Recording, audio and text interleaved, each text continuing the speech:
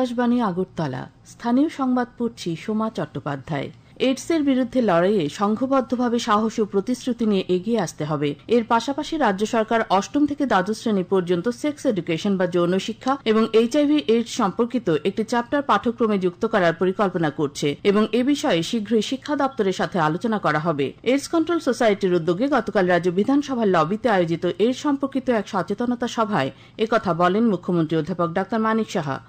মাদকের বিরুদ্ধে zero tolerance নীতি নিয়ে কাজ করছে রাজ্য সরকার এবং দেশের মধ্যে ত্রিপুরা প্রথম রাজ্য যেখানে স্কুলগুলিতে রেড রিবন ক্লাব চালু করা হয়েছে বলেও তিনি জানান।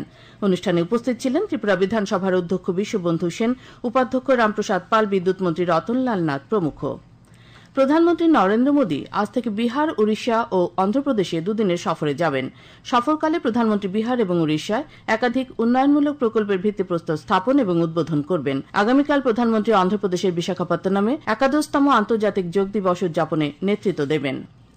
পরিবহন মন্ত্রী সুশান্ত চৌধুরীর পৌরোহিত্যে গতকাল সচিবালয়ে পরিবহন দপ্তরের উচ্চপদস্থ আধিকারিক, আরক্ষা প্রশাসন, ট্রাফিক পুলিশ এবং বিভিন্ন শ্রমিক সংগঠন ও সিন্ডিকেটের প্রতিনিধিদের উপস্থিতিতে এক গুরুত্বপূর্ণ বৈঠক অনুষ্ঠিত হয়।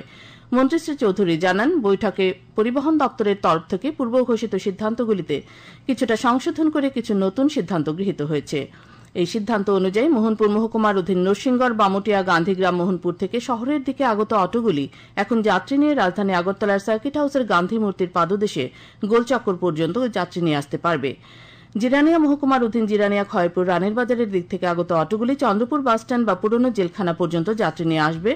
রাজধানী আগরতলার বিভিন্ন স্থানে গ্রামাঞ্চল থেকে বিভিন্ন কোচিং সেন্টারে পড়তে আসা ছাত্রছাত্রীরা রিজার্ভ অটোর মাধ্যমে শহরে প্রবেশ করতে পারবে। বৈঠকে উপস্থিত ছিলেন পরিবহন দপ্তরের সচিব উত্তম কুমার চাকমা সহ দপ্তরের অন্যান্য আধিকারিক ও পুলিশের পদস্থ আধিকারিকরা।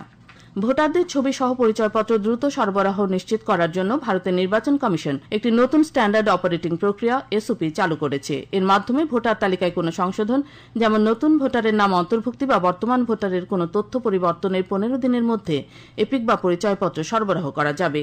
এই উদ্যোগটি নির্বাচন কমিশনের বিভিন্ন নাগরিক বান্ধব ব্যবস্থার অংশ, যা প্রধান নির্বাচন কমিশনার জ্ঞানেশ কুমার এবং নির্বাচন কমিশনার ড সুখবীর সিং সান্ধু এবং ড বিবেক যোশীর তত্ত্বাবধানে গৃহীত হয়েছে। নতুন ব্যবস্থার মাধ্যমে এপিক তৈরির প্রক্রিয়া থেকে শুরু করে ডাক বিভাগের মাধ্যমে ভোটারদের হাতে পৌঁছানো পর্যন্ত প্রতিটি ধাপ রিয়েল টাইমে ট্র্যাক করা যাবে।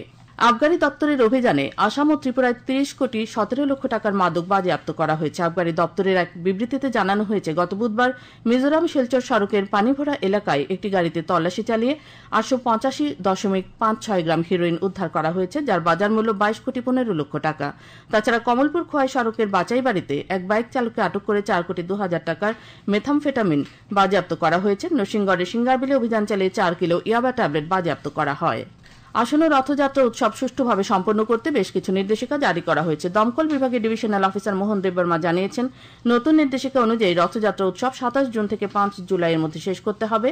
রথের উচ্চতা 5 মিটারের বেশি হতে পারবে না। রথযাত্রা শান্তিপূর্ণভাবে সম্পন্ন করার জন্য উদ্যোক্তাদের স্বেচ্ছাসেবক রাখতে হবে। প্রত্যেকটি রথ হবে কাঠের।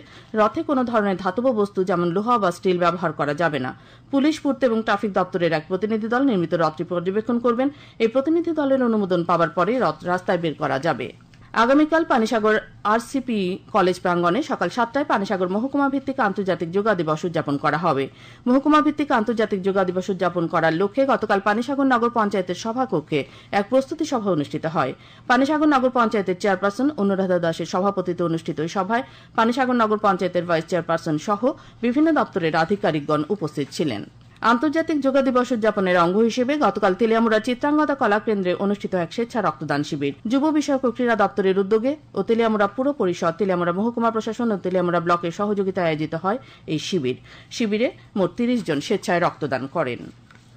আজকের আবহাওয়ার পূর্বাভাসে জানানো হয়েছে, আকাশ সাধারণত মেঘাচ্ছন্ন থাকবে। রাজ্যের গোমতী ও দক্ষিণ জেলায় বিক্ষিপ্তভাবে বজ্রবিদ্যুৎ সহ ভারী থেকে অতি ভারী বৃষ্টিপাতের সতর্কতা জারি করা হয়েছে। দিনের সর্বোচ্চ তাপমাত্রা 31 ডিগ্রি সেলসিয়াস এবং সর্বনিম্ন 26 ডিগ্রি সেলসিয়াসের কাছাকাছি থাকতে পারে। আজ ভোরে সর্বনিম্ন তাপমাত্রা ছিল 25.4 ডিগ্রি সেলসিয়াস।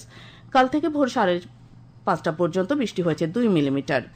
স্থানীয় সংবাদ এখনকার মতো এখানে শেষ হলো। পরবর্তী বাংলা স্থানীয় সংবাদ প্রচারিত হবে আজ সন্ধ্যে 7টায়।